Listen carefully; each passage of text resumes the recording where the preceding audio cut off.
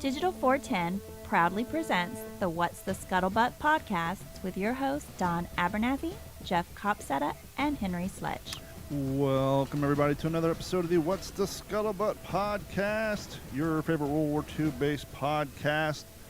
And joining us tonight, we're throwing it back. We're going back to the way back. We're going back to, around episode 87. We're going back to the old days when it was just me, Jeff, with the addition of his new killer mustache. I've only seen that mustache on you one time, friend. I think you're doing like your impression of, oh crap, I just went completely blank. The old movie star, what the hell? Help me out here. I went completely blank. Are you thinking Billy Zane? No, like 1930s, 1940s. Oh, Clark Gable? Clark Gable, yeah. You're pulling your Clark Gable mustache. I can't believe I completely just floundered on that one, but that's what happens when I'm multitasking. How are you, friend? It's been a while. It has been a while. I'm sorry about that. I'm excited about tonight, though. It sucks that we're not going to have Henry here, but I think, like you said, we can go back to the old days, and I think we can take care of business. You know, if things start going like this, there's going to be rumors spreading around. I think Jeff and Henry are the same person. They're never on the show at the same time. One guy smiles, one guy doesn't. Yeah. Yeah, why don't you start smiling more? Henry smiles all the damn time. Just blinds you with his teeth. You just can't say, okay, we get it, Henry, enough. You have great dental work. So, I guess I should ask you off this air. You have a kind of exciting announcement. Are we ready to go public with that? On? Well, I can't ask you if you're not ready to go public with it. We're live. The family thing. The family thing? The thing you texted me about the other day. And I said, ask you how other people think about it. You said mixed emotions, but yada, yada, yada. Okay. I'm drawing a blank. Huh? I'm drawing a blank. Go public with it. No worries. We'll move forward. So Henry will be back next week. He has some work-related stuff he has to do tonight, which we all get. You know, the hard part about doing this show on a weeknight is trying to get it all lined up where everybody's work can, kind of conjoins and everything works out. But we got an interesting show for you tonight. We're going to get into some topics. You know, we often do the What You're Reading segment, but we're going to go a little deeper in that tonight. But before we do, as we often do, because sometimes this train just keeps on running off the tracks like no brakes are intact. So before we get on down the road, let's go ahead and get the mail call out of the way. Hopefully Jeff is ready with his newly refurbished laptop. Right. Okay, so this week's mail call reads like this. We'll try to make this quick. Henry, I too have read Ian Toll's trilogy, and it's such an amazing set. One of the things you both touched on was the carrier group's step to the kamikaze threat. The use of destroyers as picket ships, equipped with radar to receive the threat before it could reach the heart of the fleet, had to be no easy task for sailors, as they were basically bait for the kamikazes. Ian touches in his book on how so many of these kamikazes would just swarm and target these picket ships, thinking they were more than what they really were. One of these such ships is now a museum ship here in Charleston, South Carolina. The USS Laffey, DD-724, nicknamed the ship that would not die. She participated in both the Normandy invasion and the invasion of Okinawa, where she earned her name. While serving picket duty on April 16, 1945, Laffey survived despite being badly damaged by 4 bombs, 6 kamikaze crashes, and strafing fire that killed 32 and wounded 71. Assistant Communications Officer Lieutenant Frank Manson asked Captain Beckton if he thought they'd have to abandon ship, to which he snapped, "No, I'll never abandon ship as long as I have a single gun will fire." Beckton did not hear a nearby lookout softly say, "And if I can find one man to fire it." It's a wonderful ship to tour. Also with her is CV-10, the Yorktown, whose air groups assisted in the sinking of the Yamato. If you ever make it this way, please check them out. Now, lastly, if you need a recommendation for your next read, check out Days of Steel Rain, the epic story of the World War II vengeance ship in the year of the kamikaze by Brent E. Jones. It follows one ship from its keel being laid to being crewed trained, and eventually being in the thick of the kamikaze attacks in the Pacific. Was a great read, and one that follows one ship, which is unique. As always, keep up the great show, DJ. To which Henry replied, great email. I actually have a signed copy of Steel Ring, and Brent sent it to me last year. So many thanks to DJ for this email. Henry's one step ahead. As he always says, hopefully your internet holds up with us. It's getting a little rainy and cloudy out there in Texas way. It's going pretty solid, but you're speckling there a little bit. Real quick before we get to the books, I think on the last 3 or 4 episodes we've brought up the fact, the question, the puzzle really. How much can we expect battlefields from 1942, 43, 44, 45, 39? How long can we as historians and World War II aficionados expect modern day folk to deal with it, not produce on it, not to have progress in their areas? Because, as Henry and I talked, I think, Jeff, you're part of the show, in the Pacific, for example, and a lot of those small islands and atolls, that's asking a lot. Hey, don't do anything with that, that big field over there that you could possibly build on, do this and that, because it's a battlefield that we have, we'd love to go down there and check out. But then you have over in Europe, we're not quite so condensed, but it's still an issue. And if anybody's ever lived, I don't know, down next to a school where, you have to deal with parent pickup lines, or maybe you live next to a park that's busy, or a golf course or whatever, oftentimes we get annoyed by large groups of people always showing up. We're all familiar with the island as depicted on Band of Brothers, and we're all familiar with European battleground tours. The famous photo of Major Dick Winters standing in front of the arches? Familiar with that one? This is from the English version of a Paris website entitled "The Difficult Reconciliation of the Memory of the World War II with Mass Tourism in the Netherlands." Residents of the estate portrayed in the TV series Band of Brothers, produced by Steven Spielberg and Tom Hanks, will install a fence and charge for photos and tours in order to stem the flow of tourists around their homes. They have the famous picture above, side by side with the Band of Brothers recreation of that. In uniform, with his helmet resting on his side and a slight smile on his face. This shows U.S. Major Dick Winters posted in 1944 under the archways at the entrance of the estate in East Netherlands. The complex is called, I'm going to destroy this, and I apologize to my Netherlands listeners, Schluendorf. And it is located in the village of Eelst in the Allies' troops called the area the island, and the fighting there lasted 198 days during World War II. Winters and his men, members of the Easy Company, transcended the realm of military memory thanks to the television series released in 2001, Band of Brothers, co-produced, as we said before, by filmmaker Steven Spielberg and actor Tom Hanks. The British actor Damian Lewis played Winters, and the image of him posing in the same place as the U.S. officer has become so famous over time that the owners of the property are going to install a fence and charge for photos to stem the flow of tourism. The archway leading to the area is still in place, but both sides are within the grounds.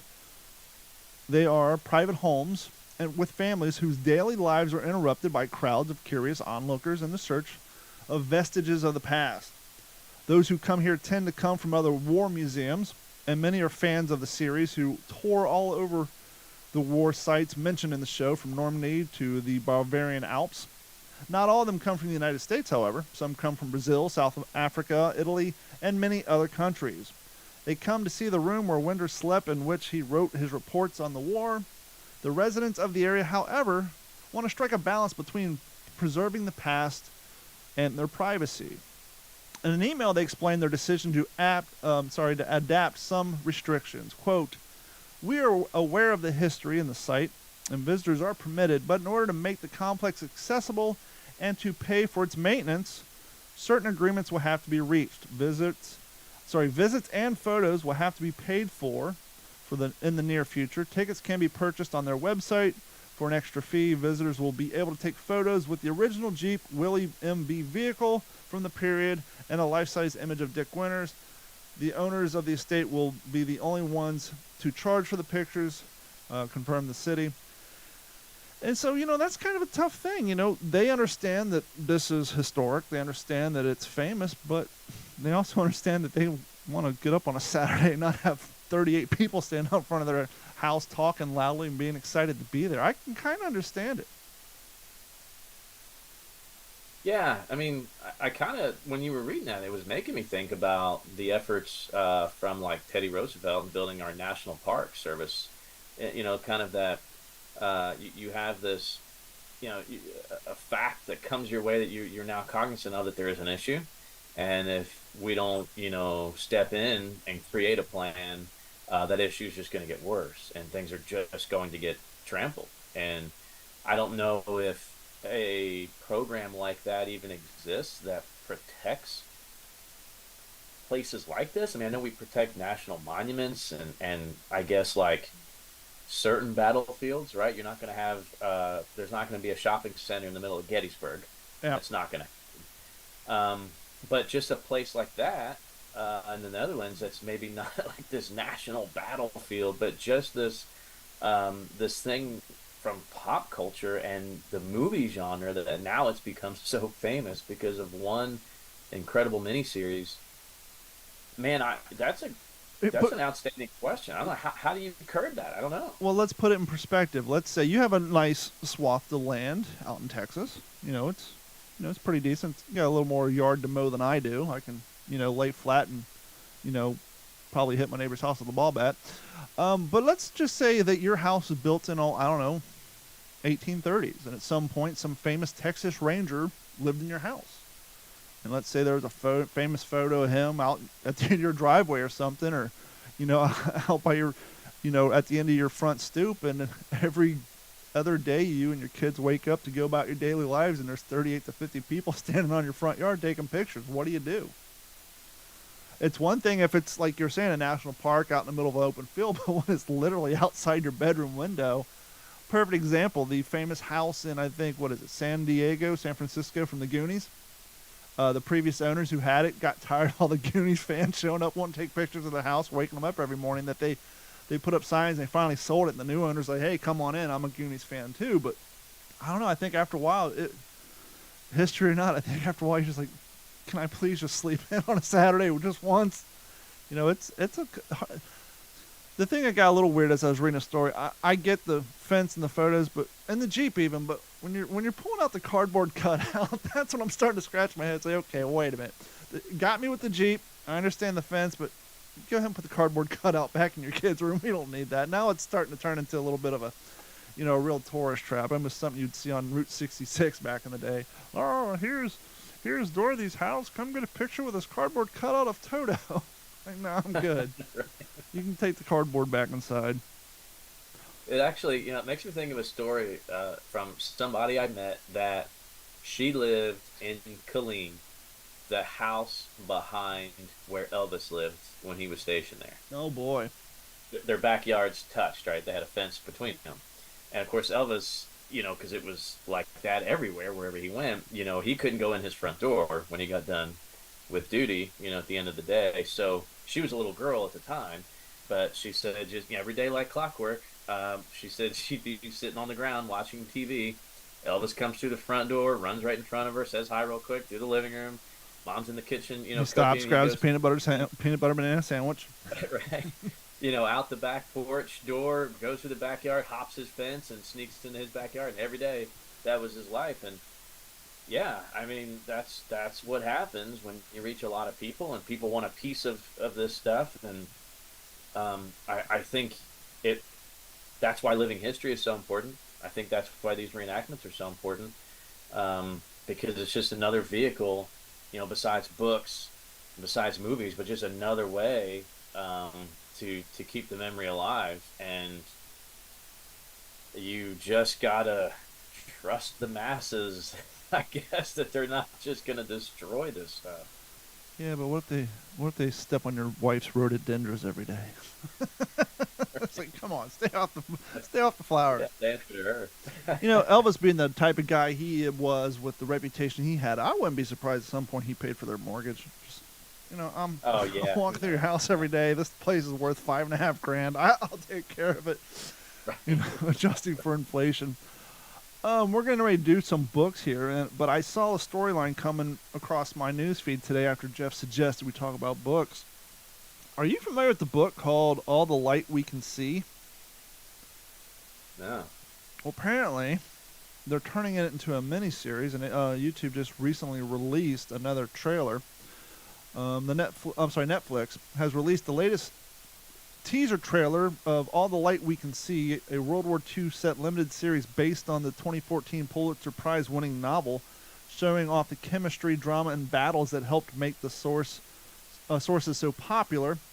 This goes on to say, but yeah, I'm excited. Apparently there's a new straight to Netflix World War II series coming out, and it looks like it may be just based off of the thumbnail and the trailer. I didn't get a chance to watch it, but it looks like it might be more of the interesting side that we kind of see with Generation War. Did you ever see that, even though it was all in German?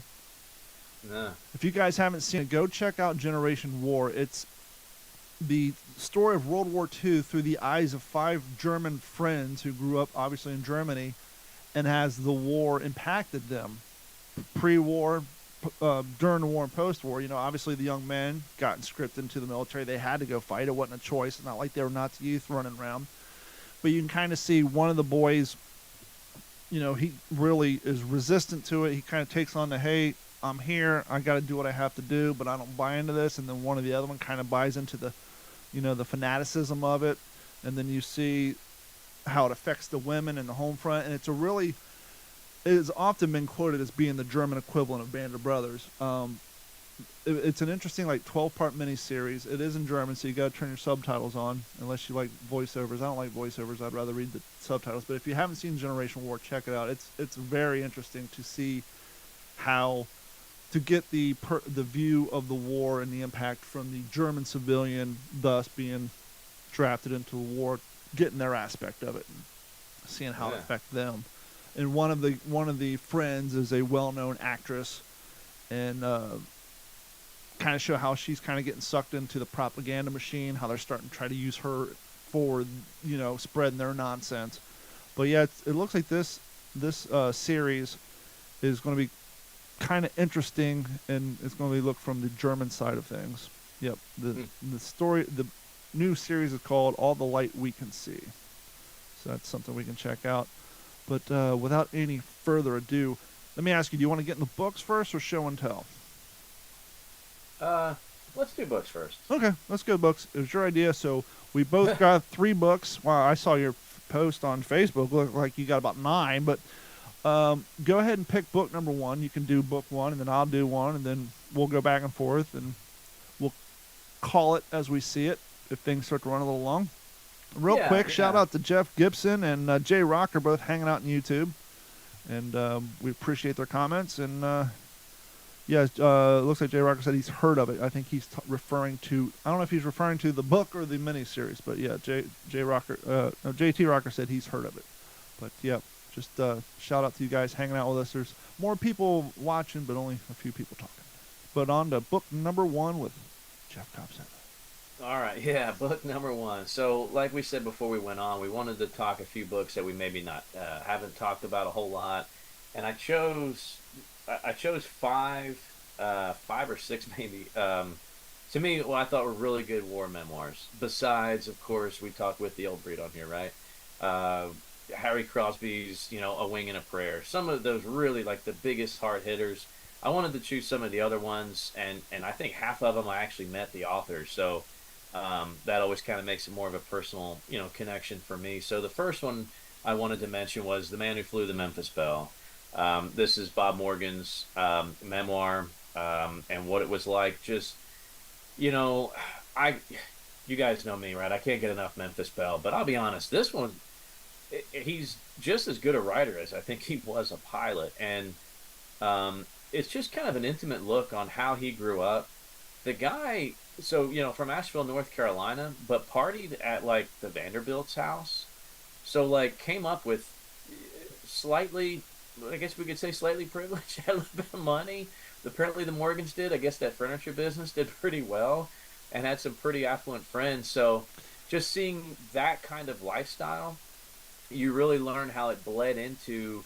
I mean, this guy was going to be famous. Like you just reading the story before he's flying the bell, like this guy just has that thing, and it just kind of, to me, it really spawned from the way he grew up.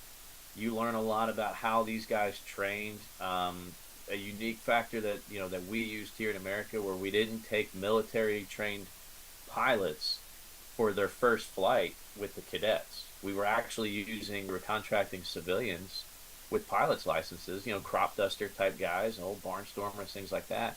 Because if this cadet crashes this aircraft, you technically don't lose two military assets personnel or military aircraft. You lose a civilian and you lose a cadet, which is still in essence still a civilian until they get their pilot's license. As a cadet, you're not technically in the Air Corps yet. So I thought that was kind of an interesting thing. So well, we never really thought about it, but it makes perfect sense. A civilian pilot, Pan Am pilot, whatever. A lot of those became captains, but in your situation, you're talking about making them a training pilot. Yes, they know how to fly, but if you were to take a regular pilot, a Air Corps pilot who actually has the experience, and as you said, they crash, you're losing a very expensive asset who's already gone through training, who maybe perhaps has some experience under their wing, no pun intended. So it would make perfect sense that obviously you don't want to lose either one of them, but if you had to choose, you want to lose the one who knows how to fly or the one who knows how to fly plus fight. Exactly. So I thought that was an interesting aspect. And it's just his, you learn a lot about the crew, the intimacy with his crew, especially his relationship with his tail gunner, Johnny Quinlan. Johnny's one of the few that actually made all 25 missions with Robert Morgan. It's not these same 10 guys made all 25 missions, right? You learn all that, right? There's no, and I think I mentioned this before, like there's really no superlative that we think of about the Memphis Belle that's actually true. It's like not the first plane to fly 25 missions, not the first crew. He's not even the first pilot in the 8th Air Force to fly 25 missions. Ironically, it was his co-pilot, and he was only his co-pilot for the first few missions. And then Captain Verinis got his own plane, and in the 90s, records finally showed that he flew 25 missions before Bob Morgan, and comes home totally in the shadow of Morgan and his crew, but who cares, right? Yeah, I guess that part would depend on the ego of the person that it's happening to. If it's somebody who wants to just go about their life in privacy, then they wouldn't care. But if you are much like half the people living in 2023, you'd be upset they're not mentioning it in the papers. Yeah, absolutely. I didn't, people and things were different back then. And another facet I thought was interesting was just kind of that oxymoron of military intelligence and why they do what they do. When the crew came home and they were done with the bond tour, Morgan goes back and he sees a shiny new B-29 and flies another 25 missions over in the Pacific. In fact, he led the first firebombing raid on Tokyo in November 44 in his B-29 Dauntless Dottie. Well, he wanted his tail gunner. He wanted Johnny Quinlan. And the military told him, sure, absolutely. They pulled Quinlan and they put him in a B-29 squadron, not Bob Morgan's squadron, not in his airplane. And that B-29 was shot down. Now, was the B-29 basically looked like it was made out of stainless steel? Is that the shiny one? Yeah. That they used to drop the atomic bombs? Right. Okay. As you guys know, I'm not up to speed on all my aircraft nomenclature. I actually have a photo of one hanging up here in a studio that I got a couple years back for Christmas. That's why I kept looking at my shoulder I think it's that one. But I really need to get up on the nomenclature of my air vehicles. Anyway, so that's book number 1. Interestingly enough, my book number 1 is aeronautical as well. This book was a Christmas gift to me called The Last Fighter Pilot. It was autographed by the author. However, it was intended to be autographed by the source material, Mr. Captain Jerry Yellen. But sadly, during the time of this purchase, and it did come with a certificate. Mr. Yellen was in the hospital under the weather. And so far tonight, I've been reading quite well. So if you guys don't mind, I want to give you a brief little page out of here, and this is why. So this is called The Last Fighter Pilot because these guys were fighting in the Pacific. They were sent up on their last mission, and the rest will be kind of revealed here momentarily. Fortunately for the rest of the world, the coup did not succeed. A group of senior Japanese officers talked to the insurgents off the ledge, convincing them that there was nowhere to go, but while the revolt ended, the war did not. And so, with the shoreline of the enemy territory coming into view, Phil was on his wing. Jerry knew it was time to go back to work. On Jerry's order, all the planes in the squadron dropped their external fuel tanks over the ocean, then started their familiar aerial trek over the great snow-capped peaks of Mount Fuji. As of yet, there has been no radio signal with the word Utah, which is a secret code for the mission's been scrubbed. As the Americans approached the Japanese capital, they began to identify targets. Within minutes, they swooped down over the airfields and attacked despite heavy ground fire. Tracer bullets flew up from the Japanese guns as the 78th made multiple passes over the targets. Phil stayed right tight on Jerry's wing as instructed. A little precursor to this. Before this mission, Phil had one of those visions, one of those sights we often hear about where, oh, hey, I'm not coming back from this mission. This is it for me. So we hear this often. And so Jerry said, hey, you're my wingman. Stay right on my ass. I will get you through this. After strafing the last airfield, Jerry checked his fuel gauge and saw that he was still in good shape. But when one of the pilots radioed that his tank had reached the 90-gallon mark, the amount the Mustang needs for the returning flight, it was time to pull up and begin plotting a course back to Iwo Jima. Jerry looked over at Phil, who was still on his wing, and gave him the thumbs up. Phil looked back and returned the gesture. Confidence. Maybe it was working. With the battle over Tokyo complete, Jerry set his course back out to the ocean and banked to the south. The three other Mustangs in Jerry's flight turned with him. A few minutes later, they approached the coast where they would be rendezvousing with the navigational B-29s. They neared a cloud cover in front of them. Often the case when approaching the atmospheric temperature inversion near the coast, with Phil still right on his wing, Jerry led the four Mustangs into the cloud bank. Flying at altitude about 7,000 feet, Jerry focused his eyes on the navigational instrument as the interior of the white puffy clouds blocking his view and everything else. But when the Mustang emerged out of the other side of the clouds, the devastation reality soon surfaced. Phil was gone. Most likely he had been brought down by anti-aircraft bullets fired into the clouds. There was no sign of him. His premonition had come to pass.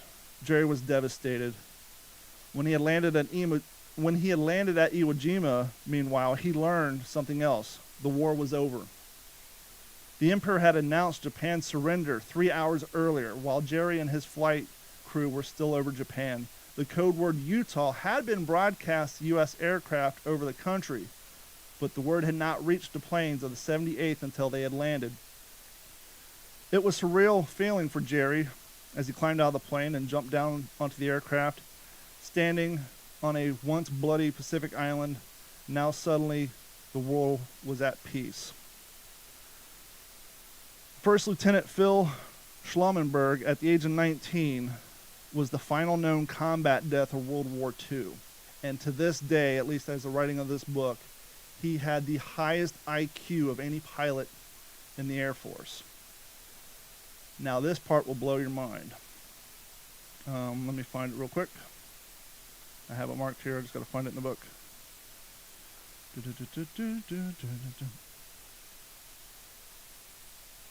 Sorry, When was the book written? This book was written in, I want to say, this is back when I worked at the radio station, so about 5 or 6 years ago. Oh, fairly recent. Yeah, fairly recent.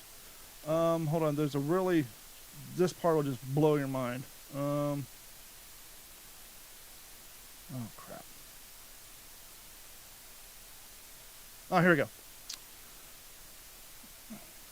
Jerry stood too for Phil Schlumberg, whose death marked the end of the costliest war in human history. Phil's memory would be carried on, not only by his fellow pilots, but by his niece, Melanie Salone, who researched his legacy long after his death, and by his two great nieces, Vanessa and Scarlett Johansson.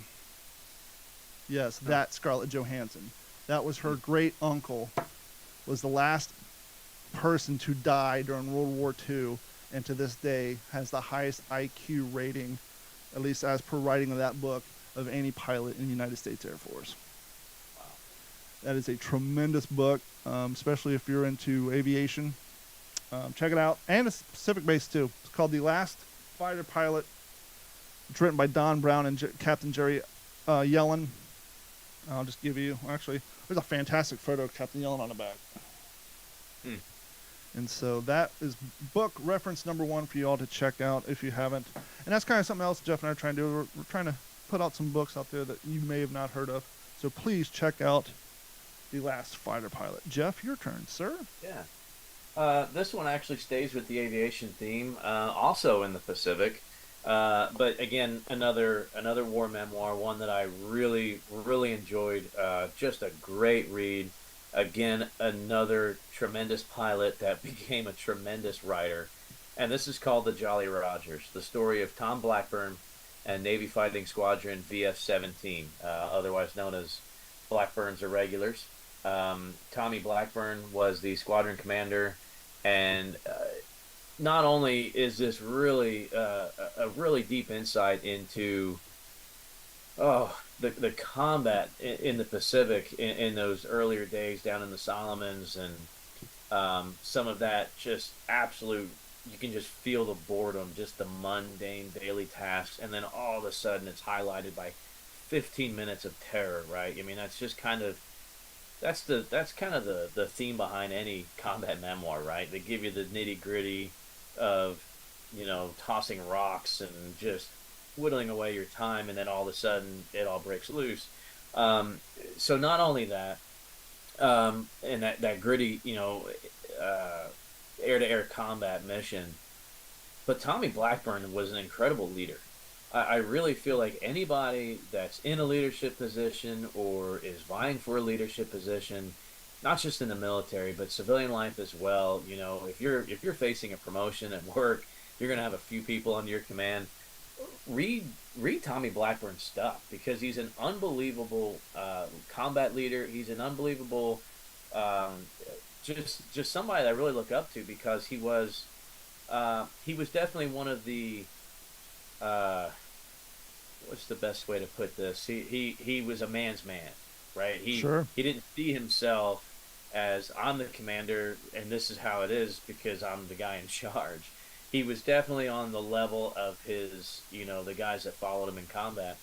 And, crazy things happen. And he even, talks about he's chasing a Zero into a cloud bank, and his wingman, who was actually the XO of the squadron, sees this happen. So the XO kind of comes around in position to get a beat on the Zero, and the Zero comes out of the cloud bank. The XO fires the guns. Tommy Blackburn runs right into the path of the bullets and takes some damage right underneath the cockpit in his Corsair from his own XO. And even how he handles that is a great lesson. So read it. That kind of reminds me, and I think we've talked about this before, but naval battles, when you have the air cover, you got dogfights going on, you got salvos flying back and forth from each Navy ship, and you're in a dogfight. The enemy planes come down low. They might be trying to strafe a ship or drop a bomb or even maybe a torpedo, and you're falling right on his tail. That enemy's flying into our fire, but you're right behind him.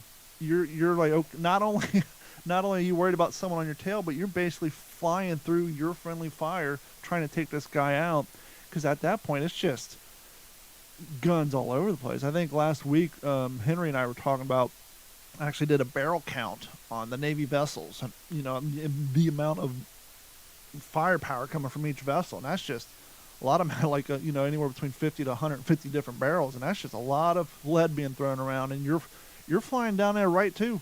You're right in it as well. And obviously there's no way to tell, but I can guarantee you when a lot of those planes landed and they're counting bullet holes, I'm sure quite a few of them came from our gear too, and in some of those close knit battles. Absolutely. And I think that's probably the two things, and we've discussed this before, where especially a Navy pilot and the men on the ship, that's the one thing they had in common, is both of their battle stations, especially if you're on a submarine, very limited exit strategies, let's just say, and both of them, especially if you're fighting the Pacific, you're going to end up in the ocean if you're lucky to survive, and then that's a whole nother battle right there. And there's maybe one day we need to do an episode on the guys who got shot down and the turmoil of surviving that, but then finding yourself in a raft and where do I go from here? Because that in and of itself is craziness. Book number 2 for me, we're going to stay with the theme. We did not discuss books or themes. I've mentioned this one in the past. We actually had the author on, and when we post this episode, I'll post a link to the episode where we had Mr. Gregory A. Freeman on the show. And this is Forgotten 500. It's air-themed, but it takes place on the ground, and I'll give you the synopsis off the back. This is the untold story of the men who risked all for the greatest rescue mission of World War II. And this is a different, interesting book, too, because it takes place in a theater that we don't think much about during World War II. During the bombing campaign over the Romanian oil fields, hundreds of American airmen were shot down in Nazi-occupied Yugoslavia. Local Serbian farmers and peasants risked their own lives to give refuge to the soldiers who awaited rescue. In 1944, Operation Halyard was born. Halyard was born. The risks were incredible. The starving American in Yugoslavia had to construct a landing strip large enough for C-47 cargo planes without tools, without alerting the Germans, and without endangering the villagers. And the cargo planes had to make it through enemy airspace and back without getting shot down themselves. Suppressed for more than half a century due to political reasons, the full account of the unforgettable story of loyalty, self-sacrifice, and bravery is now being told for the first time ever. The Forgotten 500 is gripping behind-the-scenes look at the greatest escape in World War II. And you say, politics, what's the political aspect? What you'll learn reading this book is in Romania, particularly Yugoslavia at the time, there's a civil war going on versus the communists and the people of Yugoslavia who didn't want to live under communist rule.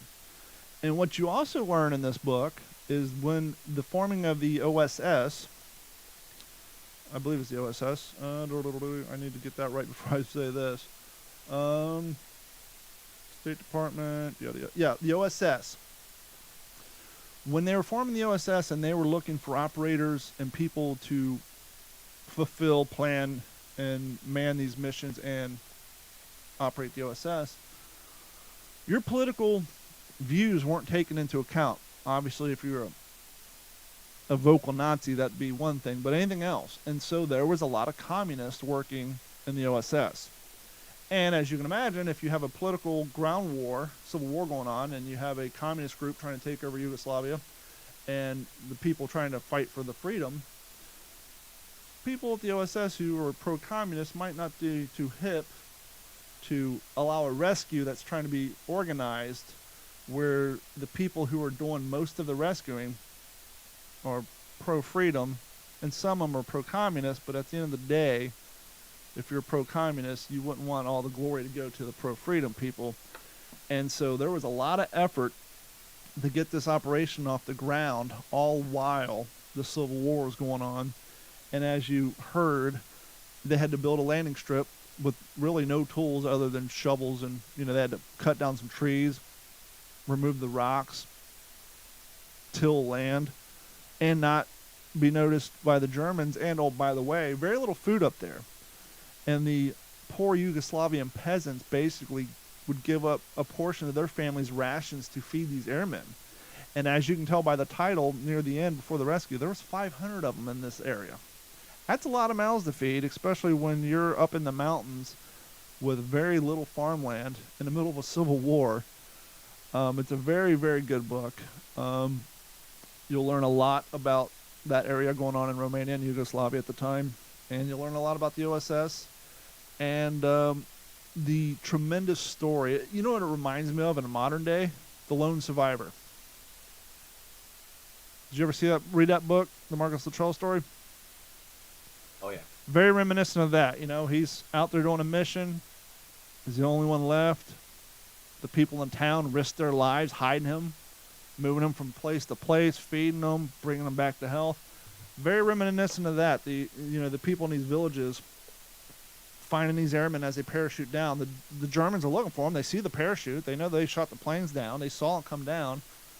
And much like Lone Survivor, they're hiding them. But after months, there's 500 of them.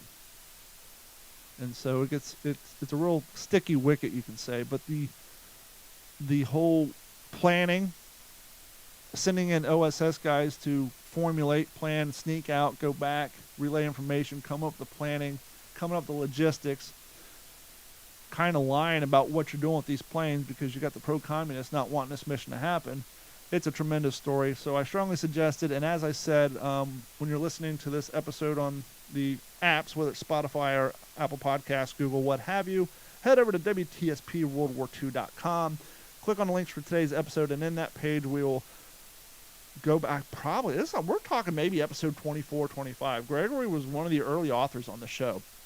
And, that's not nothing. When you first launch a podcast and you're trying to book guests, when you have a show that no one's heard of and you've had guests that no one knows other than some living history folk, just say, hey, I'll come on your show and give your interview style a go.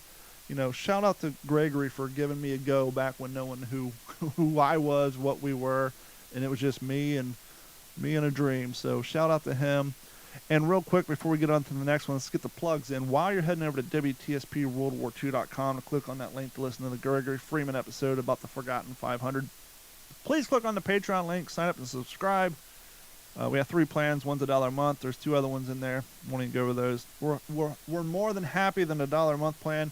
We have started, and sadly, Jeff just happens to miss the episode when we do the giveaways. We did the last giveaway for the Warbird coffee last week, even though technically it's supposed to happen at the end of last month, but with the way the holidays laid in. But anyhow, we're going to continue to do giveaways, and so please head over to WTSPWorldWar2.com, click on the Back the Attack, and that'll take you to Patreon. You can subscribe. That goes a long way to help what we do. Now, Jeff, if you don't mind moving that microphone out of the way, sit up straight and poke your chest out there so everybody can see the fantastic display that is the new Good Scuttlebutt is Meant to Be Shared shirt. That is now available on our website at WTSPWorldWar2.com. Click the merch link. Got the old school original. Can't really see it. It's the original WTSP shirt with the Marine Corps helmet. All of our shirts, this shirt's 5 years old. All the shirts that we've ever had up there is still there. Head over there, use the promo code ILISTEN. They'll save you, basically, save you a couple bucks. And you can support the show. Nice thing about Jeff's shirt, it is 2-sided. So not only do you have the new logo on the front, but on the back you have the new logo as well. So it has the WTSP logo on the back. So you're getting twice the action for the same price. And we have other shirts, jackets, hooded sweatshirts, coffee mugs. I know Jeff has a coffee. You got a coffee mug sitting right there. I have one too, but mine's green and it'll blend in with the background, so it'll just be an American flag. Get you the WTSP World War II coffee cup up there, and much, much more. All that goes a long way. And if you haven't done so, the last plug of the day doesn't cost you a thing. If you want to listen to us stream live, join in on the conversation every Monday at 9:30 Eastern Time, please head over to YouTube.com. You can find our channel 2 ways. You can just type in D410 Media, all one word, and will come up. Or you can do the long original version of Digital 410. That's Fourten. It's like 14 minus 1E. And that'll bring up the page as well. Or you can just go to our website, click on any of the YouTube videos, and it'll take you there. Please like, subscribe, share us with a friend, watch our videos, and it won't cost you a dime, but it may raise us a few pennies. And without any further ado, Jeff, book number 3. Well, real quick before I get into the third book, I've got we got a message from a good friend of ours, and you never know who's going to come in. But we've got the one and only Scott Gibson, but most folks know him as Captain Haldane, Ack from the Pacific miniseries. He's on our channel, but he's trying to figure out how to connect so he can ask us some questions. Well, he said hello, boys, so all he has to do is basically ask questions. Just type in that chat. He already said hello, boys, at the top of the show. So we can't, unless we were to send him a Zoom invite now, if he wants to ask us a question. I'm viewing the chat in real time. So you want to ask a question, please do, and we'll bring it up on the show. And we would love to have Scott on the show, so maybe we can book him to come back. Because I know he just went on a fantastic worldwide battleground tour, as we were talking about earlier. And we would love to get his take on that. So I'll have you reach out to him after the show. But yeah, Mr. Scott Gibson, just go ahead and ask your question on YouTube in the chat. I'm watching now. I'll relay it to Jeff, and we can answer accordingly. Right. But while he's... So, all right, book number 3. I didn't have these in any particular order, but yes, another memoir. Another one where I was fortunate enough to meet the author. And this one is really, I wish I could have been here last week when you guys were talking about the picket ships, to kind of deter kamikazes and pick them up ahead of time, because there's a lot about that in this book as well. And this is called D-Days in the Pacific with the U.S. Coast Guard, the story of Lucky 13 by my good friend Ken Wiley. Now, unfortunately, Ken had passed on a few years ago, but I was reading this book. I was in the middle of this, and I couldn't believe it. It's an incredible story. He's just so brutally honest, and you just see a little bit of everything from the Coast Guard during World War II. But I was in the middle of it, and I was on my way back to Jersey for my brother's wedding, and I saw where the author lived in Tennessee, and it was not too far from where I was going. So I reached out to him, and I said, hey, I'd love to meet you and shake your hand, because this is incredible. I'm reading your story. And he said, absolutely. And he was him and his wife just welcomed me into their home in beautiful Mountain City, Tennessee. And he put me up in a nice B&B for the night. And I got to meet his best friend who was 78th Infantry Division, Battle of the Bulge. Wow. And yeah, so just hanging out in the living room with those two guys was really incredible. But, I think, at least for me, when I first started reading this, I had no idea that the Coast Guard did what they did. Right? I wrote that on my list because I was going to bring that up. Thank you for bringing that book up, because when we think World War II and branches of the military, the Coast Guard is clearly overlooked. Right. Oh, absolutely. What did they do? They were just shipping containers, or they just legit, no one knows. Nope. Except for Jeff. Jeff knows now, and he will tell us. Yeah, and you guys should read it so you can know too. So Ken was in the Coast Guard. It's really interesting seeing how his basic training was like 2 weeks in Florida, of all places. During hurricane season. Right. No, this was in, I think, 1943. So Ken lost his older brother. His older brother was heavy bomber in European campaign, was shot down, killed in action. So Ken joins up, and I can't remember exactly what prompted him to get into the Coast Guard. But yeah, very abridged version of training in Florida, just a couple weeks long. He's going over on a ship, and he's made at the ripe age of 18. He is the coxswain of an LCVP. Wow. From Lucky 13, which was the APA 13, which I think that was the Arthur Middleton. I can't remember. But the first 25 APAs, those were converted cruise liners, right? Those were actually converted civilian ships, those first 25. So he talks about life on these troop transports and just kind of the logistics of how many LCVPs were assigned to a troop ship, a transport ship, and kind of that taxi service of, 25 to 35 guys hops in your LCVP, right? They go down the ladder, push them on, come back, get another group, and it was something like it took about an hour to land 1,000 guys, which is really ridiculously fast if you think about that. Getting guys from the transport ship, which is, you're beyond the line of departure there, out of fire, out of range, and getting 1,000 guys on the shore. So Really interesting stuff. His first of 7 invasions in the Pacific that he made driving an LCVP was Kwajalein. But yeah, you get to hear these guys getting strafed by Zeros in this plywood ship, punching cork everywhere and wooden dowels to stop the holes. You'll hear of an invasion where he drops the ramp, cable snaps, he has no way to bring the ramp back up. So of course you can't just turn around and start driving forward. No. You're just going to come for the drink. So literally backed his way all the way back to 88. And we all know life isn't like the Dukes of Hazzard. Reverse is only geared so much. You're not getting into fourth. You're not going to get the high end of your motor in reverse. It doesn't work that way. Well, it's funny you bring that up. So the Higgins, these LCVPs, they actually were geared just as high in reverse as they were in forward. There was so at the helm, and he talks about that in the book as well. You've got WOT, wide open throttle forward, and you've got WOT in reverse, and they could really boogie either way with that big motor inside of there. So I'm actually looking at a 3D rendering of a LCVP. And now that you say that, the back end is shaped a little more rounded than the front. So it probably, if it had wide open throttle reverse, it probably actually went faster backwards than it did forward, because the rear end of it's a little more, it's not completely flat like that landing ramp. It actually has beveled corners. So it may have actually went faster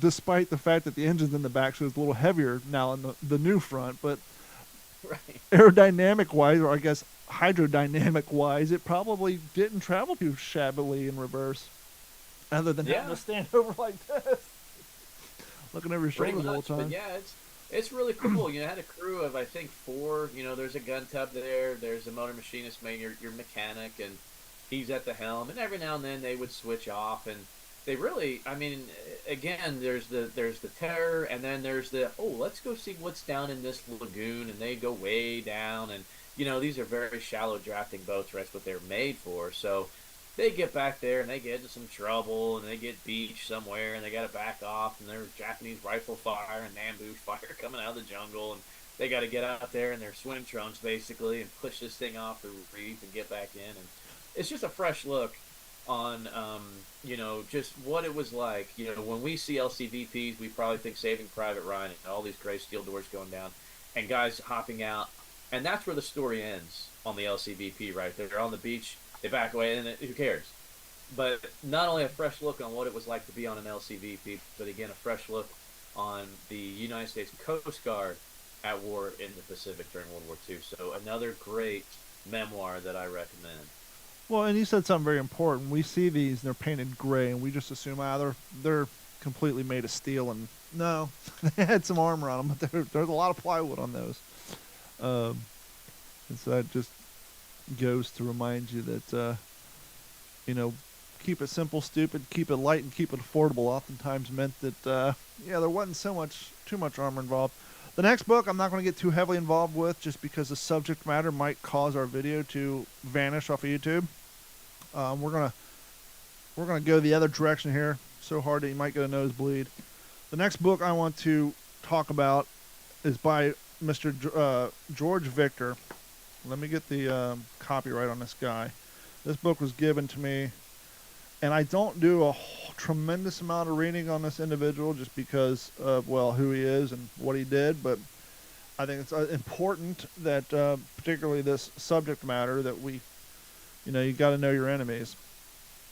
And so, first paperback edition was in 2000. The first copyright, the hardback version, was in 1998, and that is Hitler, The Pathology of Evil.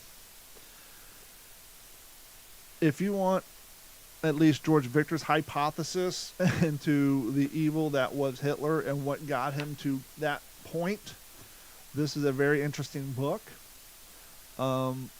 It starts off in his childhood about how his father was, I don't know the German vernacular for it, but basically he kind of was head of the local police-ish of the village he grew up in, and his mom had a kind of a, I don't want to say Munchausen by proxy, but she definitely had an illness where, according to this book, in her eyes, young Hitler can never do wrong, but in his father's eyes, he can never do right.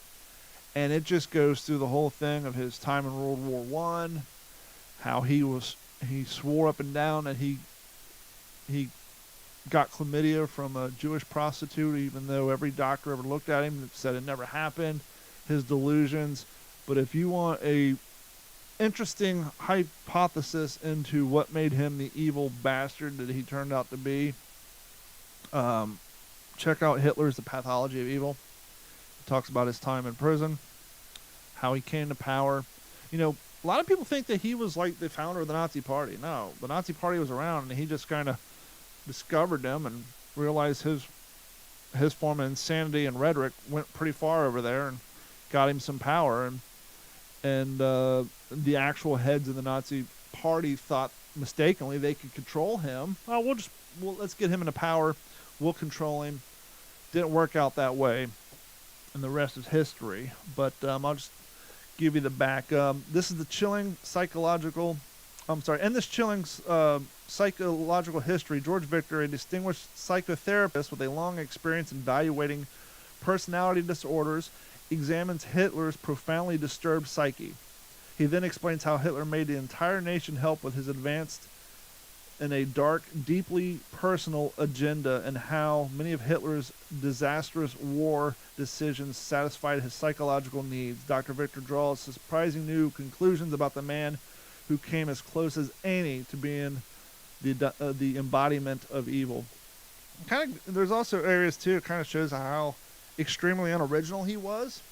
His whole mustache and the hair came from a painting that he loved. And they actually have the painting in here. The name of that painting, because as you guys probably know, he was a failed artist. He failed out of art school. Watercolor was his medium of choice. But there's actually a picture in here. Let's see here.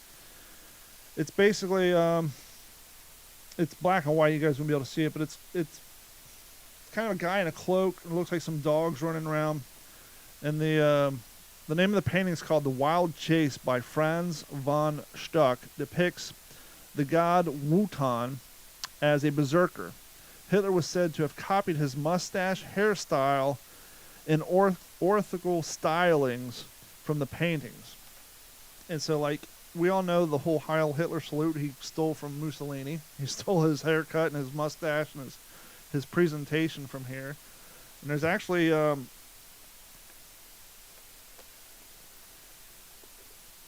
George Victor makes a weird leap, if you will, about a young Hitler's possible, we'll just say, sexual proclivities that you wouldn't kind of expect from him after all the rhetoric that he spit. But one thing that I took away from this book, and this isn't in George Victor's words, this is just kind of what I took away after reading all the evidence. It seemed to me like Hitler suffered from an extreme bout of self-loathing. And a lot of the policies and procedures he put in place, if they were in place before he was born or grew up, he in fact would become a victim of those same policies. It's almost like he was trying to prevent himself or another version of himself ever coming to fruition. It's a pretty crazy book. And so, not to bring things down, but once again, in the topic of World War II, there's an enemy, and if you want to know why this whole thing happened, and a hypothesis by a psychiatrist on what brought him to do the insanity and atrocious things he did, if you have the stomach for it, it don't get too gruesome into, the Holocaust camps. This is more of just a look into the evil that is Hitler. Here's another fact. Did you know he's a vegetarian? Like hardcore vegan? The guy would sit around and watch these horrible videos of experiments being conducted on live humans, but if you showed him a picture of a dog dying or an animal dying, he'd get irate. He'd often call people in his realm during dinners, if they were eating meat, he'd call them corpse eaters. According to George Victor, he was a die-hard vegan. The guy just had all kind of weird proclivities. So that's my last book. We went for a way out of left field, but you got to know your enemies. And if you want, Yeah, no, that's if you're ever curious on what caused this horrible, horrible person to do the crap he did, yeah. there's an insight. And I challenge folks, if we haven't already been canceled because you said Hitler so many times, I challenge folks to Google Hitler's paintings, because to say he failed art school, I think is probably gives people the wrong impression. The guy was a magnificent artist, and like I said, in watercolor. At that time, Big landscape guy. Yeah, landscapes and structures, Architecture. things like that. Yeah, but being in art school was kind of looking for something different, and very, very different. In fact, people like Salvador Dali were let into Vienna Art School, where Adolf Hitler was not. And if you're familiar with what Salvador Dali paints compared to the realism of Hitler, you can see where he'd be a little bit bitter, because we appreciate artwork like Dali now because it is what it is. But back in the 30s, you probably thought this was like, what is this kid, like 4 years old, finger painting? Like, what is this nonsense? But yeah, it was just that surreal, that art movement, was just happening then, and Hitler was just out of style, artistically. So, but I challenge people to look up his art because it's incredible. Well, one of the things he pointed out, which I was kind of hinting around to, which we know that part of the people who got put in concentration camps were homosexuals. Well, in this book, drawing off of diaries from people he grew up with, apparently when he was going to art school, his best friend and roommate was a photographer. And according to this book, and it's been a couple years since I've read it, the author either refers to letters and or diary entries of this friend where Adolf would fantasize about the two of them basically moving in together and growing old together. It was almost as if he was in love with this gentleman and was heartbroken and completely devastated when this friend went out and got married. And so, once again, it's just, there's a lot of stuff that he did when he got into power that's like, as I said before, it's almost like if those rules were in place when he was younger, it would have affected him greatly in a negative way. So that's what I meant when I said that. Here's another example. No proof of it. One of his insanities, he swore up and down that his mother was not his biological mother. And his warped, deluded self and perception of history, he had convinced himself, why I don't know, that his biological mother was actually the young Jewish housekeeper that his father had hired to take care of his house. He convinced himself, the town doctor said it wasn't, birth certificates, all that said the mother was his actual biological mother. But let's say hypothetically he was correct that his father had an affair with the young Jewish housemaid. One of the first laws he passed when he got into power was Jewish girls between the ages of 13 and 30, i.e. childbearing years, were not allowed to work in the home of Gentiles. So there's one of those things. If he truly believed that he was born because his father cheated on his mother with a Jewish girl, well, if this law was in place before he was born, and if that was the truth, that would be another thing that would have prevented him, whoever had been born, if that law was in place. So that's kind of one of those things I'm alluding to when I'm saying, well, if the laws that he came up with were in place. So that's where I kind of get to all that. Let's see here. Tall Tales from Taco Bell.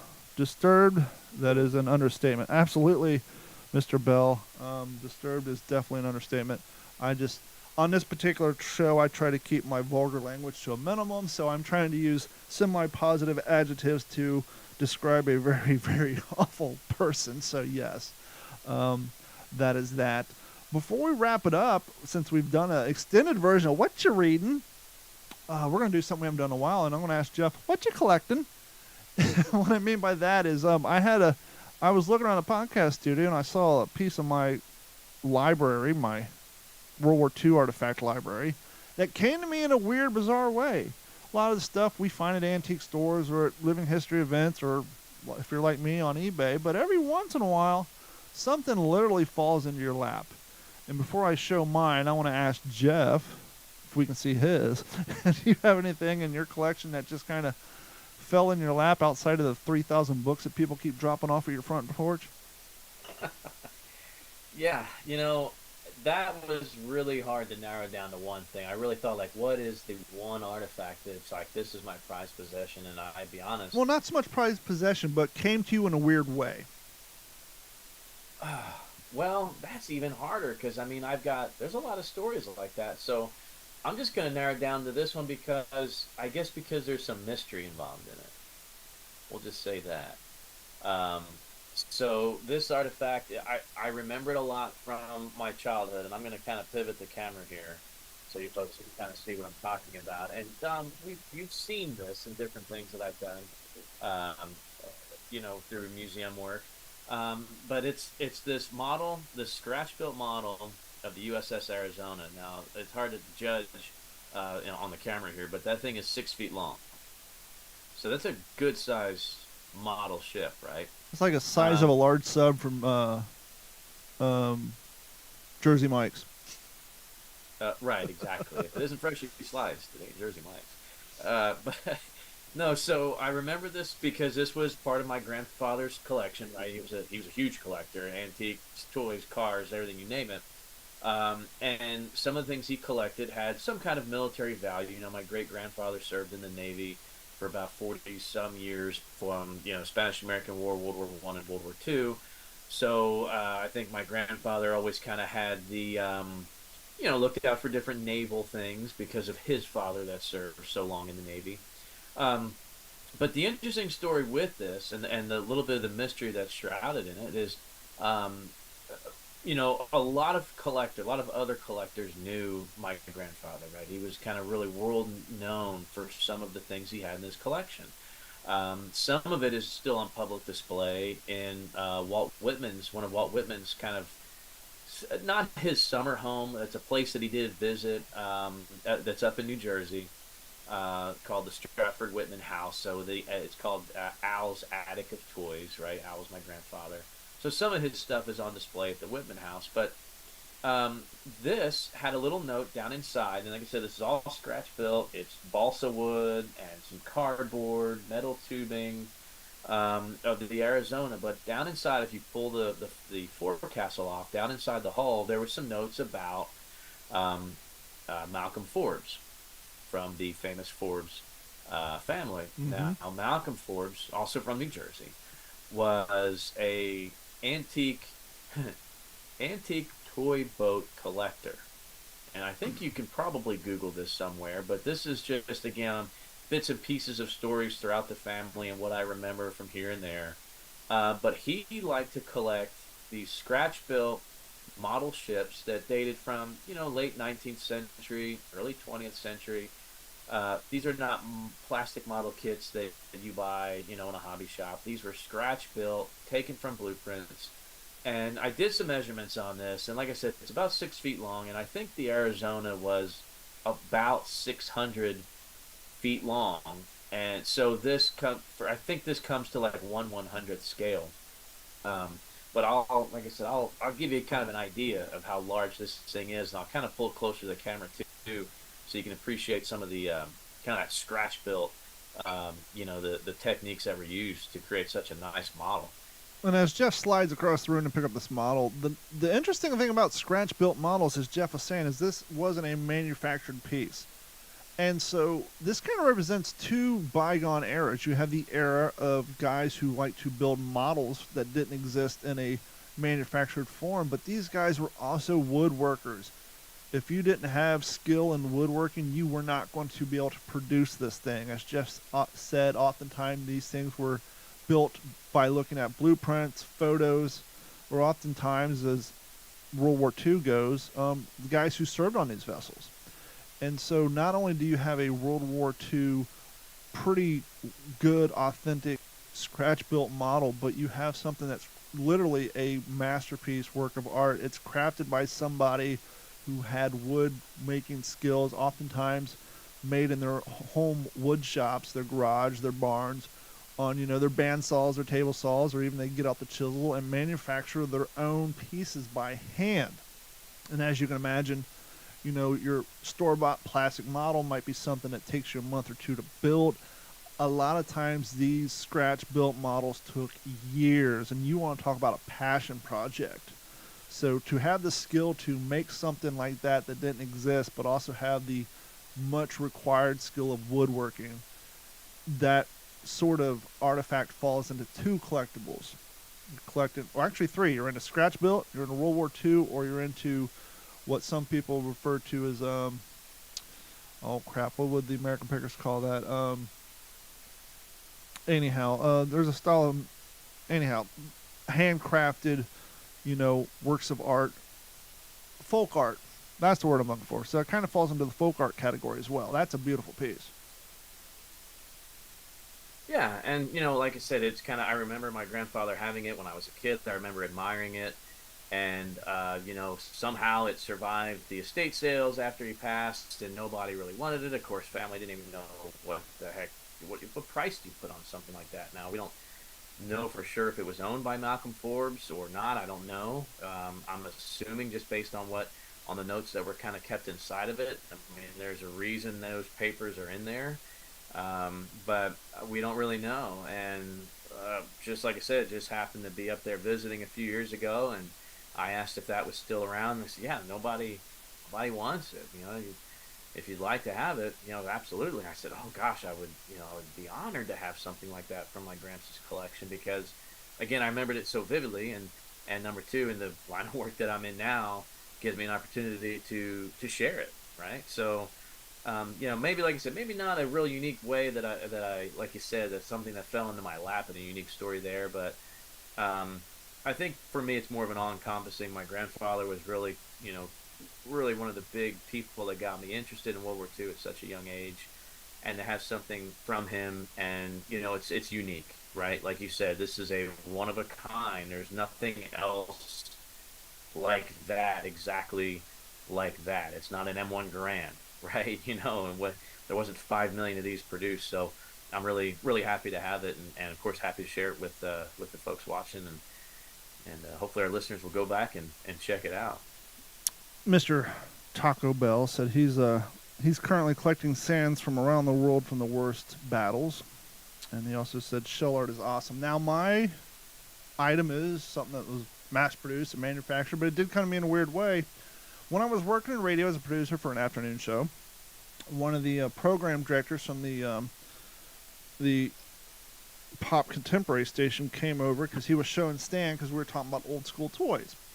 And Stan grew up in the 50s and 60s, and they were talking about the original, not air hockey, but like the football game with the vibrating table. Remember the old... It was way back, but they remade versions, and it was featured in TV shows. But the original, like the home board football game, it was literally like a metal table, and you had football cardboard players that would stick on the plastic platforms, and basically just sat on his vibrating table, and the guys would just kind of either inch forward or inch backwards. It was very rudimentary. But he brought in this toy football field to show Stan, and I couldn't help but notice the container in which he used to collect, to maintain, and not to lose the football players. Now, one of the problems that we face as World War II living historians is we put all this time, energy, and effort making sure our uniforms are correct, making sure we have the right period canteens for the thing we're displaying, we get the correct tents. And then as you walk through the bivouac, you see tarps with modern day coolers underneath them, or people's modern day stuff they're trying to hide. And so one of the things I like to do is try to find World War II era containers, ammo cans, crates, what have you, so that I can store my modern day stuff in while I'm camping in someone's field for 3 days, because you need your contact solution, you need your battery chargers, your toothbrushes, and all that stuff. But he had his figurines in this. This is the M17 ammo can, which I have a lot of ammo cans, and I had never seen one of these in real life. It actually has a webbing handle on it. Do you know what particular piece of firearm this was used for? My guess is a 50 caliber machine gun. You are good, sir. The M17 ammo can, also known as the M17 ammo chest, was a metal container designed to hold 50 caliber ammunition for the M2 Browning machine gun and other similar weapons. It was used by the United States military during World War II and beyond. The M17 can was a rectangular shape and made of steel with a hinged lid with a rubber gasket. Sadly, this one does not have the gasket, providing a watertight, airtight seal to protect ammunition from moisture and debris. The lid can be securely closed using the metal latch up front, as you guys can see here. The ammunition cans were typically painted olive drab green, which was the standard U.S. military equipment during World War II. The cans were stenciled with the marking indicating the type of ammunition stored inside, such as Cal 50 or Cal 50 BMG. The M17 ammo can was the essential part of the logistics and supply chain of the 50 cal ammunition during the war.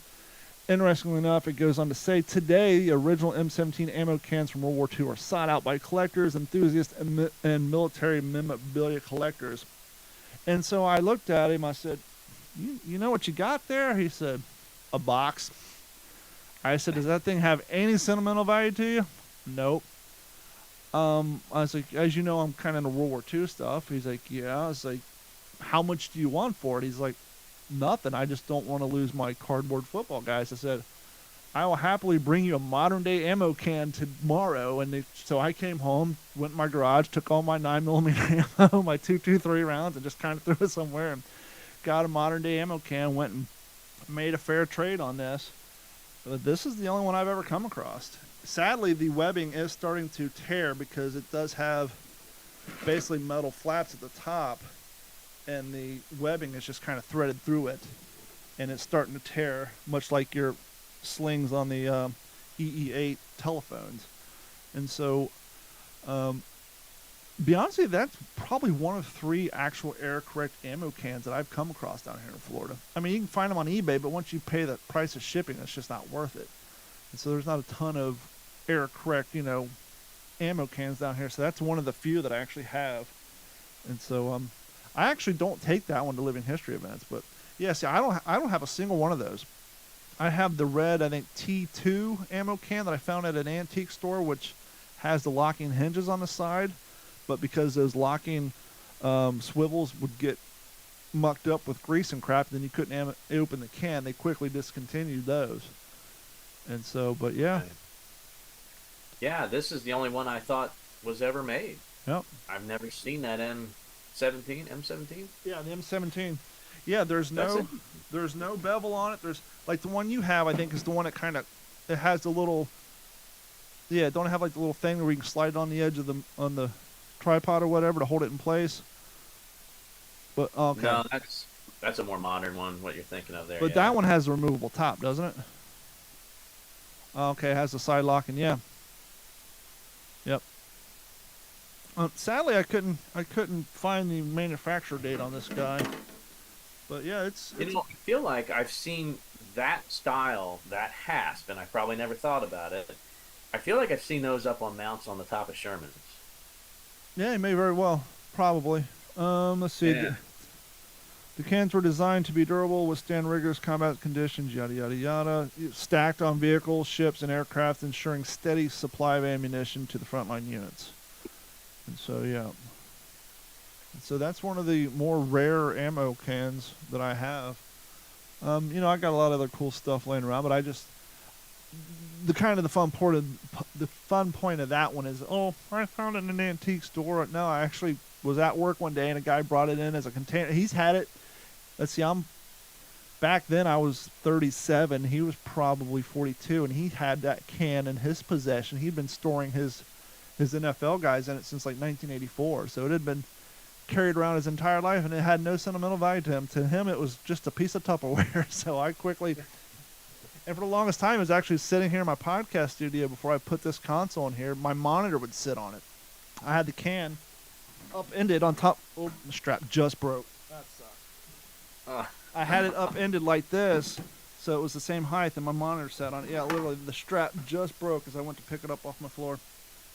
And the crazy thing is the strap was folded through, and it has 2 rivets in it. So the strap's actually riveted to it. That sucks. Yeah, it just broke after all these years. Oh well. The rivet broke, or the strap itself? The strap, where it folds, it finally just the metal cut through it. You can see where there's rust on it. It's just there's a sharp edge on there. This stuff wasn't meant to last 80 years, and so Sharp edge, standard web gear, and Bob's your uncle. Let's see. Trying to read comments of stupid hearts in the way that YouTube puts on here now. Yes, it was mess. My buddy had. Oh, see, Shell art is awesome. Yes, it was a mess. My buddy had one of those football games. Yeah. So he was talking about his buddy had one of his football, and they literally just vibrated. You're like, oh, wait a minute. You should see the box, the old comic that he has his old comic books in. Be interested in seeing that. And so if you guys have a piece of memorabilia that came to you in a weird, bizarre way, or maybe just a piece of memorabilia that you have that's rare that you haven't seen too much of, we would be happy to hear about it, along with any other comments, questions, suggestions you have. Please email us at mailcall@WTSPWorldWar2.com. And as we said, I think 2 or 3 episodes ago, we are now posting those mail calls on our website as if we're an old school magazine from back in the day. And so you guys can head over to WTSPWorldWar2.com. I think it's under the About Us link, or Contact Us link for that matter. I can actually check here in real time, because this is a relatively new area of our page. Contact us. But those are there. Yep. And so you can find it under the Contact Us page. And Jeff, do you have anything coming down the line? Any appearances? Anything you want to get out there and spread the word about? Yeah, I did one on the 6th of June, about 45 minutes from here. Is a little town called Copper's Cove, right outside Fort Hood, and there's a really cool airborne or paratrooper association. It's called the Centex Paratroopers. They're an 82nd Airborne Association group that got to meet a lot of cool guys from that group. They've come down to Burnet before, come to the museum out here, and they did a really cool fundraiser. It's a really neat idea. There's an old historic one-screen movie theater in Copper's Cove, and they rented it out on the night of June 6th, and they showed The Longest Day. Beautiful. And they would sell, seats at $10 a head. That's actually cheaper than modern day movies. Right, yeah. And, just to kind of raise a little money, I think, it was like 100 and some seats that they had in there at $10 a pop. And they had a little raffle, you could win a little 50-50. And so they asked if I could come out. And so myself and my son Logan, he got dolled up in his Pathfinder uniform, and I just went with my Army, Army wools. And there was a little area inside the theater that was just big enough for them to have a table, with all their swag on it for Centex Paratroopers, and then I had a table set up, and we had it covered in artifacts. I had sand from Omaha and Utah Beach there, and a couple different books about D-Day, and a bunch of combat gear, sprawled out. And it was just cool, just a cool invite, just a fun way to spend the night of the 6th of June watching an old movie like that on a big screen again. Was really cool. And they're going to do more. They're going to show Bridge Too Far in September. Ooh, you weren't here last week, not to cut you off. When's the last time you've seen that movie? It's been probably 2-3 years ago. I just started watching it on one of the free streaming services. This is one of those movies I sadly have to admit I've never seen. But we were talking about it last week, or the last live show we did. I was telling Henry, because Henry hasn't seen it since he was a kid. I told him, I said, I didn't see the whole thing, but I will say this. The jump footage in that movie, I told him I didn't know if that was filmed as part of Army training or if they actually filmed all that for that movie. But the jump footage of them coming out of those planes, all those parachutes, that's not CGI.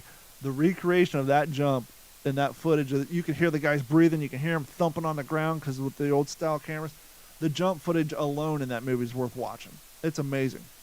I was just blown away watching it in HD. It's remastered on my TV, and just watching the cameraman on the ground and all these real planes flying over, and just the amount of.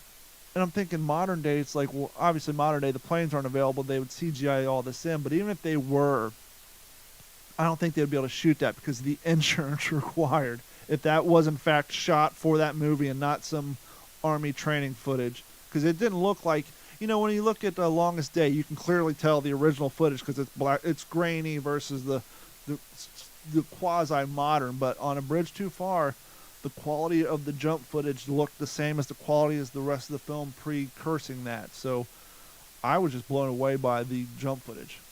I thought it was insane.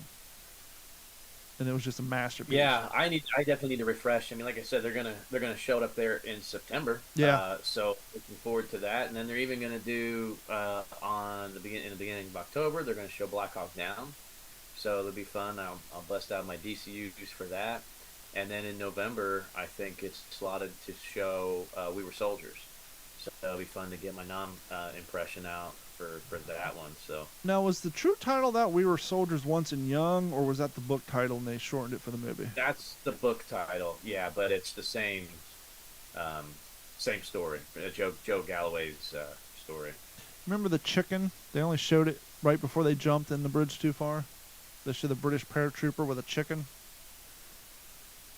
Yeah. They make no other reference to it, but they're inside the plane's shaking, the guys are doing just like you see in Band of Brothers, where they're just kind of staring off, and you see a guy has a chicken underneath his reserve chute. Huh. I'll have to go back and I'll have to watch that again. That was real. That was a hat tip. In A Bridge Too Far, 1977, a British paratrooper appears twice in the takeoff scene from England holding a chicken. This is the portrayal of the real Lieutenant Joseph Glover and his pet chicken Myrtle. Both of them dropped in Arnhem with the 4th Parachute Brigade on September 18th in 1944. Not included in this post, but from what I understand, this wasn't the first jump that Myrtle participated in, but I don't think Myrtle survived the combat. But yes, that chicken that you see, that really happened. A British paratrooper did jump in with Myrtle the chicken. So that wasn't just one of those quirky things they did in the 70s because everybody was all having a good time while filming the movie. No, Myrtle really existed. And just a little hat tip to Myrtle the chicken. And I think that's going to wrap it up for this episode of the What's the Scuttlebutt podcast. I can say this part because Taco does all military history, so I'm not stepping on his... Your favorite World War II based podcast, and we want to thank each and every one of you for your continued support of what we do. Henry should be back next week. We'll all be here together with new topics, and who knows, maybe we'll have a surprise guest. But we want to thank each and every one of you for your continued support, and we will happily talk to you all next week. This has been a Digital 410 production.